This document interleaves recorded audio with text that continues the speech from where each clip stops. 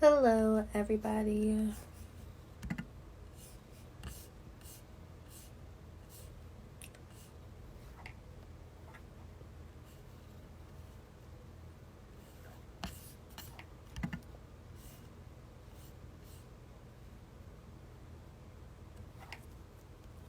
Hello.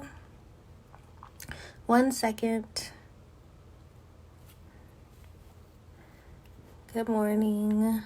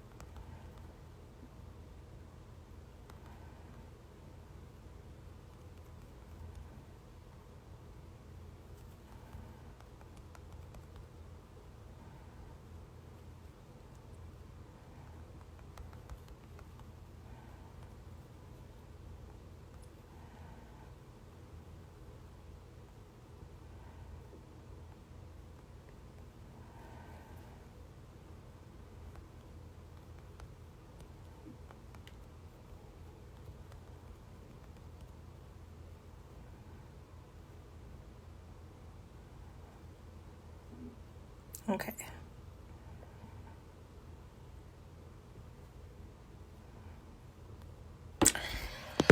Hi, folks. My name is Soul. I am one of the social media influencers for community health. And today I will be sharing some information that'll be helpful for tonight's B.A.G.G series tonight at 8:30. We're going to be talking about sex toys and strap-ons. So this live is really just to go over the content and to get you guys thinking about what we'll be talking about today. Sex toys can bring a lot of joys to your life, regardless of your relationship status or sexual preference. And we know that it can be a little bit intimidating to talk about sex toys and vibrators and strap-ons, but we're here to give you all of the details and the info that you need to take your self-pleasure to the next level. And to just normalize the conversation around it. It is Women's Wednesdays. Thank you. And every Wednesday, we share we share information about women's health.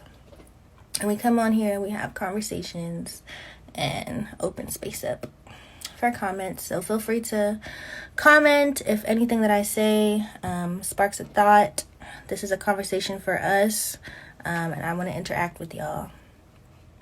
So let's just jump right into it. I think the first thing to realize about self-pleasure and sex toys in general is just personal preference. What feels good for one person may not feel so great for another, and some folks have allergies to latex and prefer toys made out of other different materials, and that's why it's important to explore the toys and figure out what works best for you. It's also important to check the supplier materials when buying a toy to make sure that you don't have any allergies to the product. It's also good to just look at reviews too, because sometimes websites aren't as transparent as they should be if you're buying from a website. Start small. If you're using toys for the first time, you can start small. You don't have to use the most intimidating toy in the store. You can use a small toy first and then work your way up to more advanced toys. Happy Women's Wednesdays. It's also good to be clean when you're partaking in self-pleasure. Right before you use a sex toy and after you use one, make sure you're cleaning them properly. They are pretty inexpensive to clean, and most sex toys are waterproof. They are inexpensive to clean though, and certain sex toys have to be cleaned a certain way, so make sure you read the directions and don't use baby wipes. Most toys can be cleaned with a sex toy cleaning fluid and warm water if the toy is waterproof.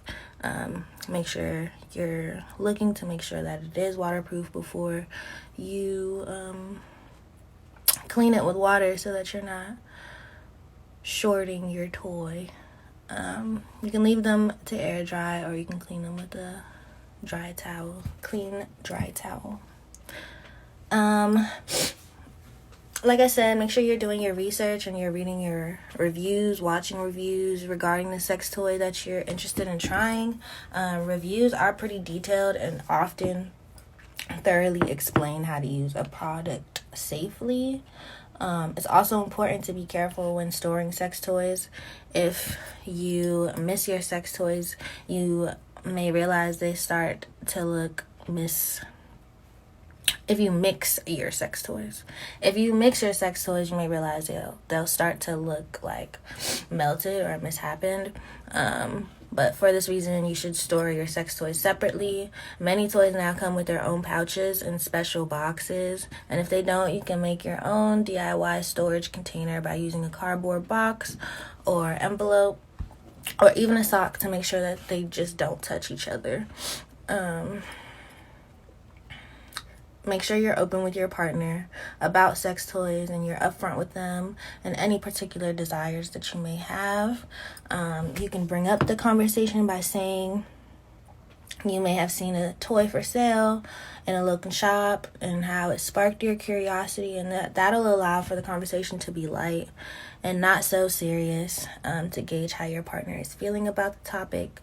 That way you can have a better idea of what they're thinking and how to approach the situation in that conversation.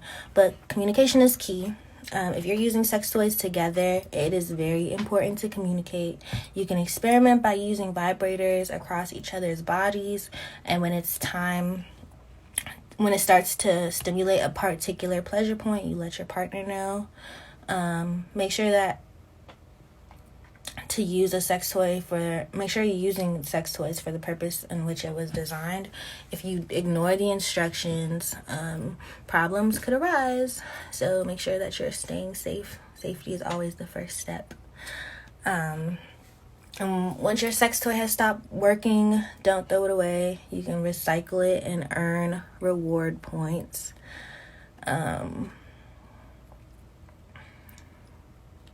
Yes. Alright, so now let's talk about strap-ons. Strap-ons may sound like they're out of your domain, but they are still fun to learn about. Strap-on play can be pleasurable for everyone, and that means even people who have a penis. And how does that work? Well, for people who have like erectile dysfunction or who have their prostates removed, a strap-on can be used to please their partner in a way that they are familiar with. Additionally, it's a way for folks to play around with double penetration, creating endless possibilities. And if the person with the penis has a partner with a vulva, anal penetration can be achieved. There's also the opportunity for pegging. Pegging is the act of anal penetration for folks with penises to stimulate the prostate, which is a few inches inside the anus. Pegging usually involves a toy that's larger than a finger or a butt plug, but it is important to work up to these items first by exploring anal play with tongues, fingers, and masturbation. This way you prep the sphincter or ring of the muscle in the anus. And just make sure, like we said, that you're having conversations with your partner before doing this and making sure that these are things that they want, and that it's comfortable for the both of you and safe for the both of you. Because at the end of the day, it's all about pleasure. Harnesses can also be enjoyable for people with vulvas during sex. A harness can be ideal for reaching clitoral or vaginal orgasms, depending on the shape and the position of the harness. Strap-ons also allow for closer intimacy with your partner. They allow for closeness and the act of penetration that you can't necessarily get with other toys. Anal play can also be enjoyable for people with vaginas. Stimulating the outer part of the rectum during sex can allow folks with vaginas to fully orgasm. There are many different kinds of strap-ons, and picking out the right one is really important. If you have a partner in mind, picking out your strap-on should be a joint effort. You both will be using it, and so you both should have a say. However, if you are buying solo, just think about your own needs and plans for use before you purchase. Remember that what you pay for is what you get, and since you'll be using this item intimately, it's good to consider really investing in your strap-on so that you end up saving later and don't need to buy a strap so soon. Buy a new strap so soon. So like we said, make sure that you are doing your research, reading the reviews, and making sure that you're getting the toy that works best for you, and investing and taking the time to really pick the best option for you, for yourself, and for your partner if you are buying it for you and your partner. There are underwear style harnesses that look like a pair of underwear, adjustable strap-on style harnesses, and the thong style harnesses, which is usually more comfortable for people with vulvas. The jock strap style, the unisex harnesses, which have a vibration feature, and some have cock rings. Harnesses also come in a variety of materials. Some are made of rope, leather, neoprene, nylon, spandex, polyester, or a mix. The dildo is usually sold separately, which allows you to attach one yourself. So just to clarify, the harness is what the person wearing, the strap will have on, and then you'll put in the dildo into the slot, and then you'll have your strap on.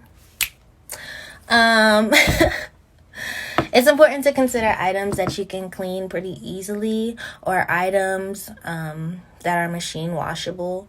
Dildos come in a variety of materials as well, including silicone, stainless steel, glass, Pyrex, and ABS plastics. For first-time strap-on sex, Stubbs suggests a silicone toy because they're lighter and easier to control than the glass or stainless steel. They're usually more comfortable for the receiving partner as well. A good tip for beginners is to also size down when choosing a dildo. Picking one that is 5 to 6 inches long and 1.5 to 1.75 inches in diameter may be the best option for you, but it also may be too big for you or your partner. So this is why sizing down comes in handy. It's also important to think about the texture of the dildo. Some textures can be a little irritating. It's also important to remember that just because your partner may like textured butt plugs or dildos or like other G-spot toys, that doesn't mean that you or your partner will enjoy a textured strap-on experience, and vice versa. Also consider whether or not you will want to wear the dildo out during the day. This is called packing. For some folks, this can be very appealing. And if you're looking for this type of dildo, it'll usually tell you how it can be used in the product description. Some folks keep their strap on them at all times, but might not be wearing them. It's all about what works for you and your relationship with your strap. Finally, before you can use you actually use the harness, it's important to get used to it so you can take some time to play with it on your own. Make sure to be patient with it. It may take some time to get used to and some playing around with it to find the most comfortable position. So just wear it a couple times. You can wear it under your clothes when you're out in the day, just to see what the comfortability levels are, or you can just wear them in your house, whatever is most comfortable for you. But just definitely take the time to try it out and get used to it. Make sure to be patient with it. It may take some time to get used to, and some playing around with to find the most comfortable positions. Let me go through the comments before we close out.